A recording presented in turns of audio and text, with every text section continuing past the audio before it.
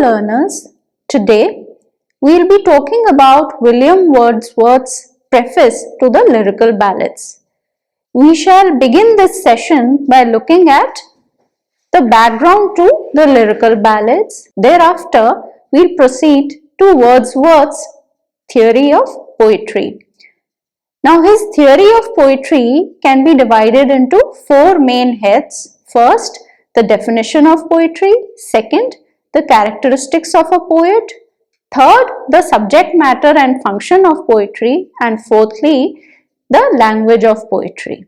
Now, the fourth part to Wordsworth's theory of poetry, which is the language of poetry, we will be doing separately in the next session alongside Coleridge's view on Wordsworth's theory of poetry. Today, we will only be looking at the background to the lyrical ballads and the three parts that I just talked about with respect to Wordsworth's theory of poetry. Now let's begin with the background to the lyrical ballads.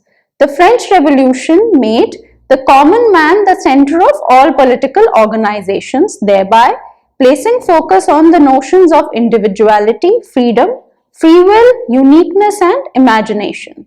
These ideas seeped into the literature and literary criticism of the post-neoclassical era and thus came to dominate the Romantic movement.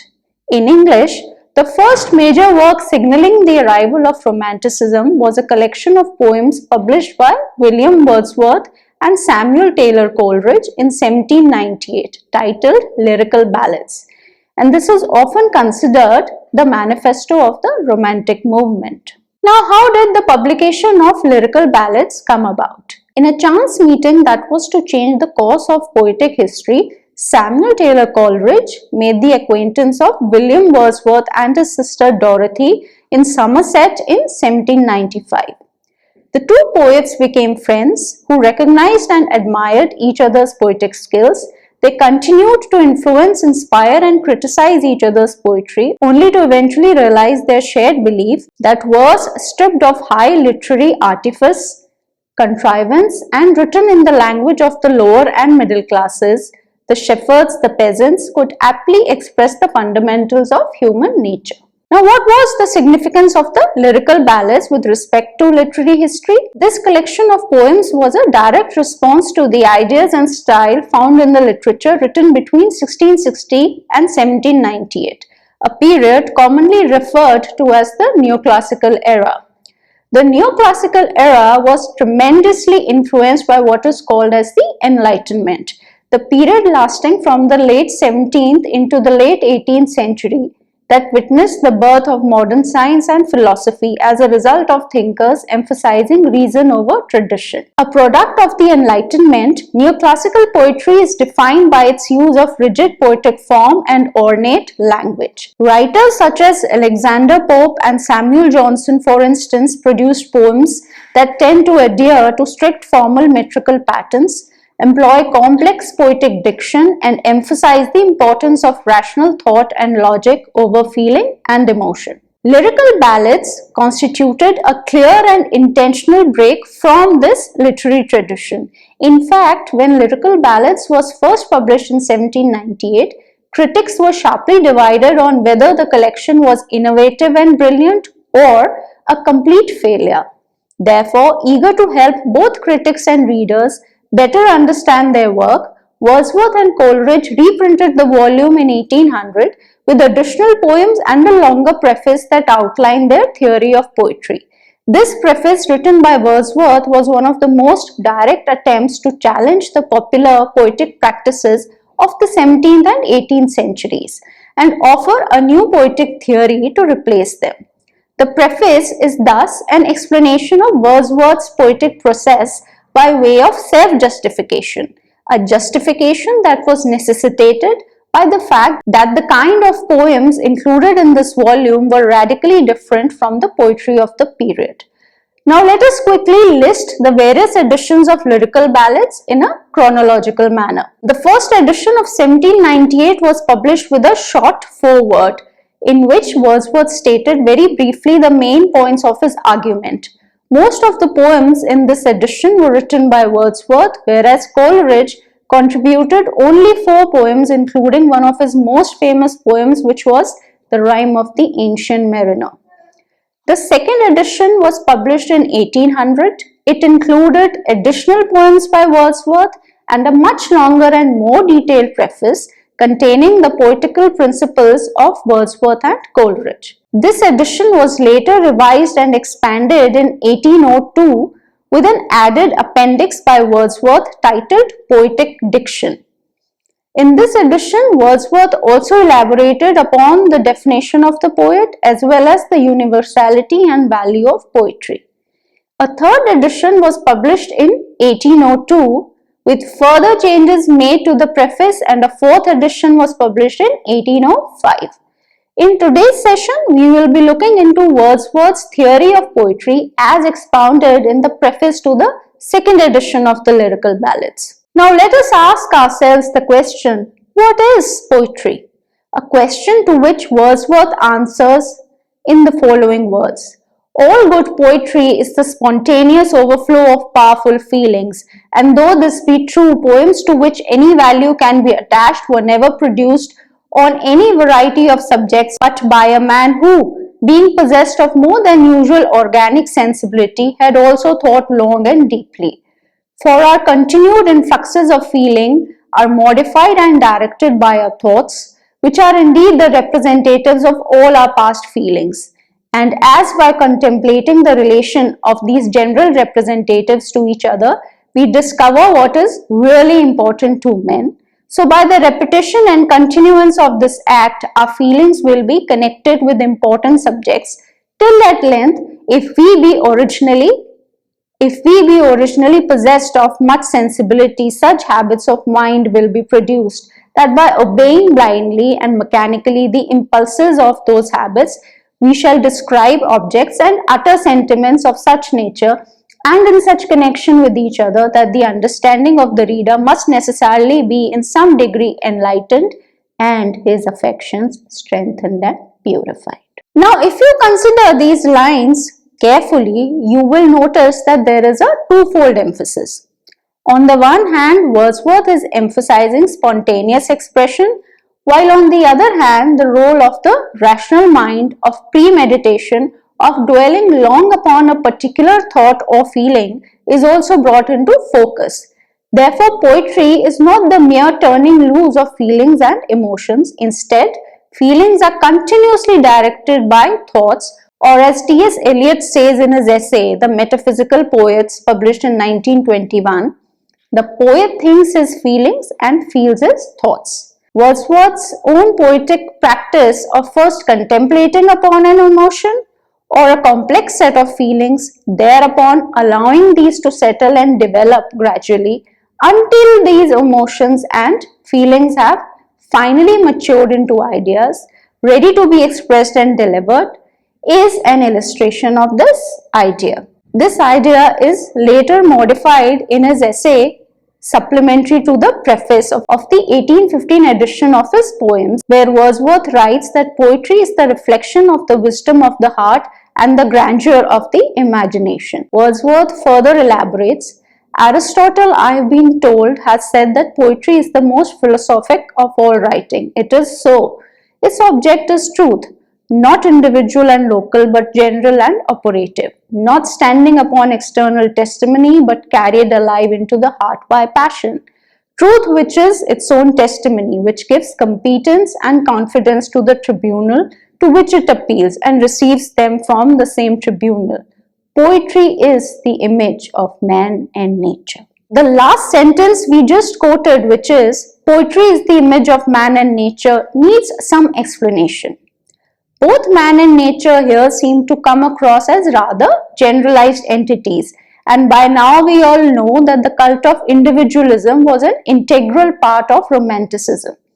So Wordsworth's definition of poetry as the image of man and nature denotes a poetic tendency and a new poetic trend to proceed from the individual to the general to the universal. So we see that Wordsworth's ideas adhere to the basic romantic belief that unique, individualistic, spontaneous emotional expression alone can redeem poetry. Yet at the same time, this individualism is reconciled with his faith in universal human nature. This balancing classical tendency, as we shall see next, is also a feature of Wordsworth's view on what constitutes a great poet. Now we move on to the characteristics of a poet as per Wordsworth. Wordsworth believed that the neoclassicists who were writing poetry during his time were following a trend that had become redundant and artificial because of his strict and repeated obeisance to the classical rules. According to Wordsworth, it was the responsibility of a poet to lend to poeticism a new lease of life and a new kind of sensibility. Wordsworth therefore presented a new definition of poetry, poet, and the function of poetry. Now, how does Wordsworth define a poet's characteristics? First and foremost, he calls the poet a man speaking to men. What is implied in this definition is that the poet is an individual like any other individual, a man among other men, and his audience is the common people who read him. Accordingly, neither the poet himself nor the readers around him have any distinct social or intellectual privilege that separates them from each other. Because of this fellowship between the individual poet and all individuals, art finally becomes democratic, made by the people and for the people. We must remember, however, that for Wordsworth, poetry is not mere self-indulgence, and therefore the poet is also a social being with a responsibility. A great poet ought to rectify men's feelings, to give them new compositions of meaning, and to render their feelings more sane, pure, and permanent. Purification of the mind through a poetic education is important for Wordsworth, because such a purification serves as a corrective to the practical education of passive learning and reading. This idea was later developed by Wordsworth into a doctrine when he wrote in a letter to Sir George Beaumont in 1808, "Every great poet is a teacher. I wish either to be considered a teacher or as nothing." Now, as a man among other men, therefore, a great poet is a teacher in both practical and poetic senses, and hence a figure of authority for Wordsworth. So, if a poet is a man among other men, does it mean that there is no difference at all between the poet and his audience? This brings us to the second characteristic of the poet. For Wordsworth, the only difference between a poet and the readers is that the poet is endowed with a greater power of imagination as compared to his readers. How does Wordsworth emphasize this quality of the poet? By defining poetry as the spontaneous overflow of powerful feelings which takes its origin from emotions recollected in tranquility. This way, Wordsworth not only sums up his own view on the nature of poetry, but he also suggests that poetry is a product of human imagination, and the only requirement the poet needs to have is the power of imagination. For Wordsworth, the raw material for poetry is feeling, which is aroused within the poet in his moments of tranquility. Now, what does this phrase, emotion recollected in tranquility, mean? A poet might encounter an event that provokes his feelings in his everyday life. Much later in his tranquil moments, the poet may passively recall both the event and the feelings associated with the said event. And it is from such a recollection that poetry flows in a natural and uninhibited manner. The following analogy from rural life can help us illustrate this point. One may compare a poet's heart to a deep water well situated in a village. In the rainy season, the village well gets overfilled, and so the water flows out naturally, unobstructed by an external force. The poet's heart is filled with emotions for which the poet is not directly responsible, and the poetic moment is that moment when these emotions surge out without the poet's own willful efforts. Here, what we are trying to highlight in this kind of analogy to explain the poetic process is that for Wordsworth, the creative act is one which is involuntary in nature. Poetry comes when it comes in the most effortless way, and the poet can neither enrich it nor control it, but he is in fact subsumed by it. Finally, we come to the third and last quality of a poet, which is that he ought to be exceptionally sensitive. Now, what does Wordsworth mean by sensitivity? Wordsworth himself describes his idea of a poet's sensitivity in the following words.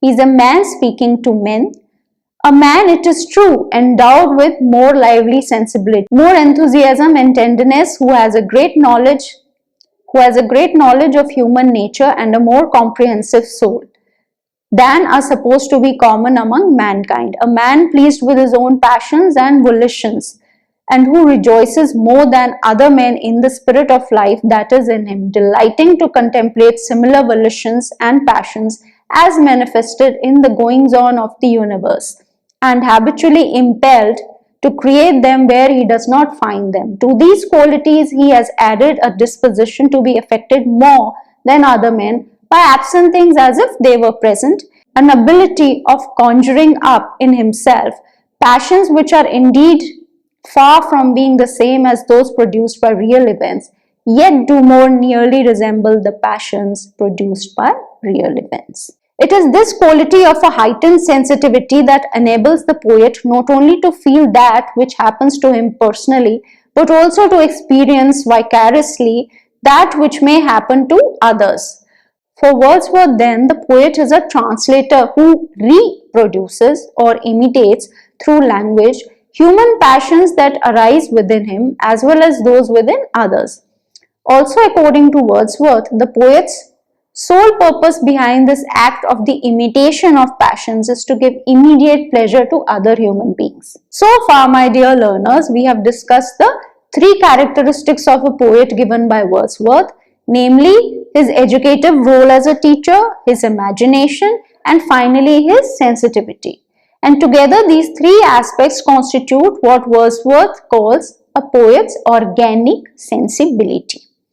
Wordsworth himself sums up all his ideas regarding the nature of a poet as follows. Among the qualities there enumerated as principally conducing to form a poet is implied nothing different in kind from other men, but only in degree. The sum of what was said is that the poet is chiefly distinguished from other men by a greater proneness to think and feel without immediate external excitement, and a greater power in expressing such thoughts and feelings as are produced in him in that manner. But these passions and thoughts and feelings are the general passions and thoughts and feelings of men. Now let us proceed to Wordsworth's view on the subject matter and function of poetry. What should be the ideal subject matter of art in general or poetry in particular? This is a much debated question in literary criticism dating back to Aristotle himself. Wordsworth answers this question by proposing that the life of humble rustic people is the most appropriate subject matter of poetry. Wordsworth gives us several reasons for this somewhat contentious claim. Now, what are some of these reasons? He claims that the essential passions of the human heart find free and unrestrained expression in humble rustic surroundings. Human feelings in their purest form exist in the simple lifestyle practiced by the rustic people. The rustics live in the lap of nature and therefore their passions are in close proximity to the real forms of nature. Consequently, their emotions are purer and have more permanence than that of the city dwellers. The notion of noble savage that we had discussed in one of our previous sessions is perhaps the source of inspiration for Wordsworth when he states that man in the wilderness of nature is more authentic, more real than his sophisticated urban counterpart. In his glorification of the rustics and their mode of existence, Wordsworth suggests that the natural is superior to the societal and the cultural. Now, what are some of the implications of this suggestion? In a sense, the entire romantic idealization of nature has its starting point in Wordsworth's definition of the ideal subject matter of poetry. He is of the view that all evil has its roots in man's distancing himself away from nature, and Wordsworth's suggested solution is a return to nature, a return to Mother Earth. Wordsworth's emphasis on man's return to the natural state or to the state of nature is to be seen as a direct response to the horrors of the French Revolution and the Industrial Revolution, both of which imposed new values upon mankind and fostered a culture based upon trickery, deceit, corruption, falsehood, a culture that was lived and practiced in smoke-ridden, polluted cities, away from the serenity of nature. Wordsworth himself directly alludes to these ideas when he says the following: "For a multitude of causes unknown to former times are now acting with a combined force to blunt the discriminating powers of the mind, and unfitting it for all voluntary exertion, to reduce it to a state of almost savage torpor. The most effective of these causes are the great national events which are daily taking place and the increasing accumulation of men in cities."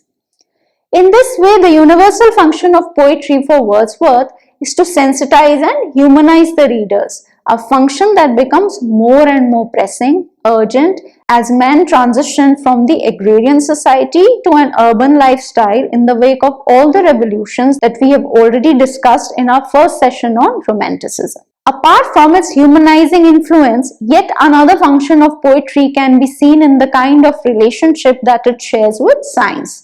Wordsworth considers poetry to be superior to science. In his view, the scientist studies only the appearance of things while the poet investigates the inner reality of human soul. The realization of the essential unity of nature and man is a realization that gives absolute pleasure to the poet. However, a scientist is devoid of this pleasure. He enjoys pleasure in solitude, whereas poetic truth can be shared by all. The poet's appeal, says Wordsworth, is to the intellect as well as to the heart of man, unlike the appeal of the scientist's truth, which is to the intellect alone. In the words of Wordsworth, the remotest discoveries of the chemist, the botanist, or mineralogist will be as proper objects of the poet's art as any upon which it can be employed. If the time should ever come when these things shall be familiar to us, and the relations under which they are contemplated by the followers of these respective sciences shall be manifestly and palpably material to us as enjoying and suffering beings. And why does Wordsworth think that the poet and the scientist may be indispensable to each other one day? This is because Wordsworth believes that in future science may alter and radically transform the material conditions of life. This is because Wordsworth believes that in future science may alter and radically transform the material conditions of life. When that happens, the poet will give feeling and emotional coloring to the factual achievements of science and present these scientific achievements in a vivid form to the reader. Wordsworth says that if the labors of the man of science should ever create a material revolution, direct or indirect, in our condition and in the impressions which we habitually receive, the poet will sleep. The poet will sleep no more than at present. He will be ready to follow the steps of the man of science, not only in those general indirect effects, but he will be at his side, but carrying sensation into the midst of objects of science itself. In short, what Wordsworth is saying here is that a fresh breath of life will be infused into scientific experiments and discoveries through the art of poetry. So we see that Wordsworth does not consider poetry as antithetical to science. On the other hand, in fact, Wordsworth believes that poetry is complementary to science and that one of its functions is to aid science by lending it with poetic sensation. Thus, for Wordsworth, poetry has futuristic value as much as it is a product of the times. So learners, let's sum up what we discussed today. We talked about Wordsworth's preface to the lyrical ballads. We began by tracing the background of the lyrical ballads and by contextualizing it within literary history. Then we proceeded to Wordsworth's theory of poetry. We said that there are 4 parts to this theory of poetry. However, we talked about only 3 parts today, which is number 1, the definition of poetry, the various characteristics of a poet, and finally, the subject matter and function of poetry. Now, in our next session, we will be talking about the 4th aspect of Wordsworth's theory of poetry, which was the language of poetry. We will also be talking about Coleridge's view on Wordsworth's theory of poetry. Thank you for listening, my dear learners.